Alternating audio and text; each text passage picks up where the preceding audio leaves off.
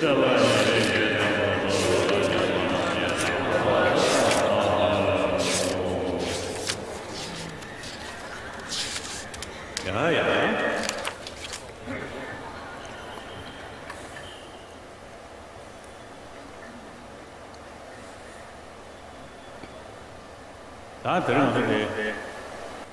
today we are gathered here. The purpose of our gathering here is not because of some kind of a commercial gathering or some kind of an entertainment, nor are we gathered here because of some show. But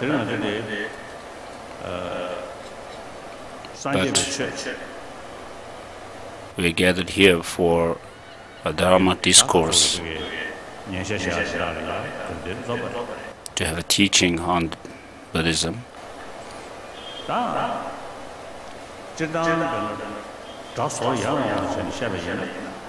Broadly speaking, generally the term Chu in Tibetan, which in Sanskrit is Dharma, refers to making some correction or transforming something. And Dharma means to hold something. What that principle holds you from is that of suffering. So Dharma, in terms of the distinction we make between Dharma and the worldly matters and the religious matters, Dharma has that meaning of holding us from suffering. And Chu, or phenomena, or Dharma in this case, in a broad sense refers to, of course, any kind of phenomena, everything that exists. But in the context here, how Dharma holds us from suffering is by changing our mind, by transforming our mind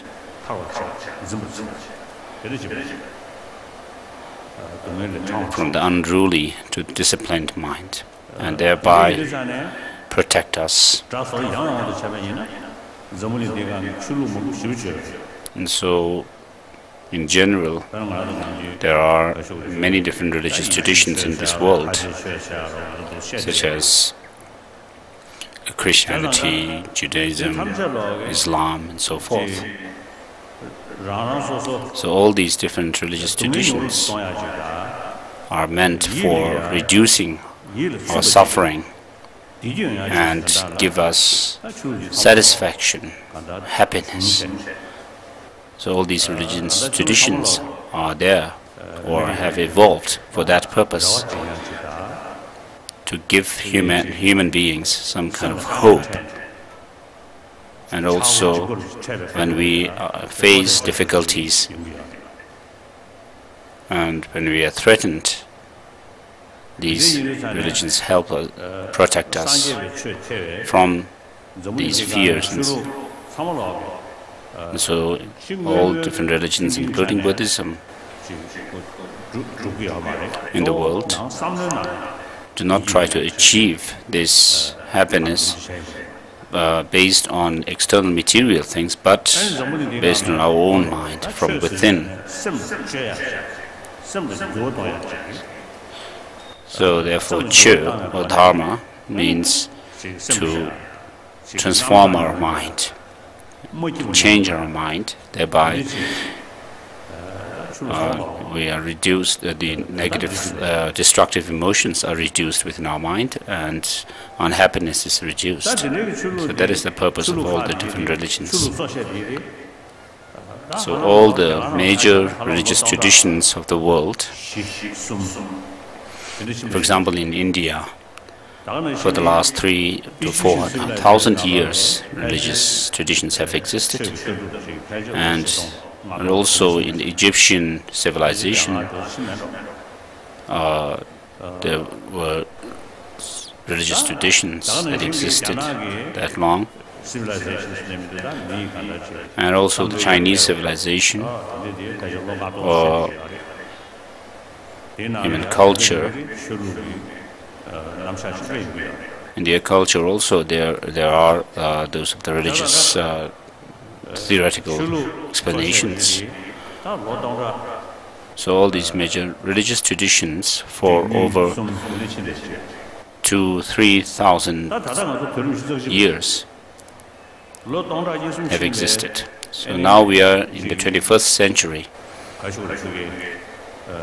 and these religious traditions, which have existed for 2,000 years and more, if you ask whether these religious traditions are relevant today in this 21st century,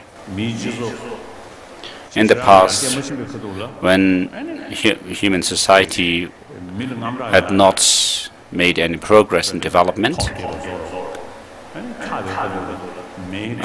when people saw the lightnings, when lightnings happened or some rains fell and so forth, people experienced fear. Whereas the sun and moon, because they give light, people took refuge in them. But these do not have any philosophical ground, and therefore they eventually become extinct.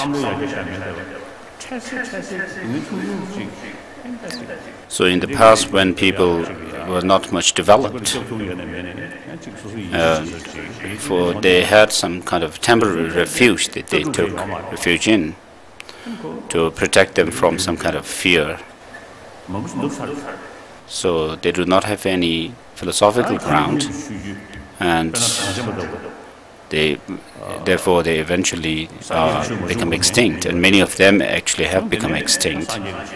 And then there are those religious traditions which have philosophical ground, such as Buddhism and Jainism. So there are other religious traditions which also have these philosophical grounds, which existed in India and also other countries such as Judaism, Christianity, Islam and Zoroastrianism.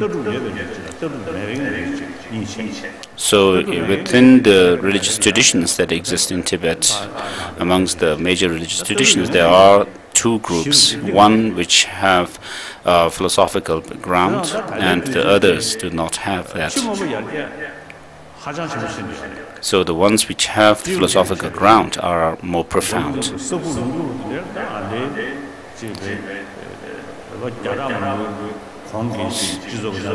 So of course, certain societies which still exist, primitive societies which still exist in the world today, there are those such societies. But on the whole, the world has made so much progress in science and technology. In the past, people were mainly faced difficulty with their living conditions, and therefore, in order to alleviate that, and also sicknesses, the people began to believe in science and technology. And science and technology became like a refuge for them. Of course, on the basis of science and technology, we have been able to overcome lots of physical sicknesses, physical problems, because of better health systems. People live longer and there is less sickness. But although we have good material facilities and physically we feel healthier and live longer, people are internally not very happy, and therefore there are cases of suicide. And therefore in the developed countries there are many people who feel unhappy and disturbed mentally. There are many of them. And there are people who also suffer mental diseases. And there are many who work for these kind of people. From our own experience, we can see that there are two. There is the physical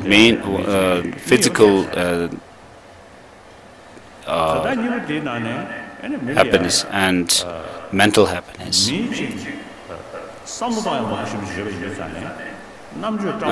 Physical and mental problems.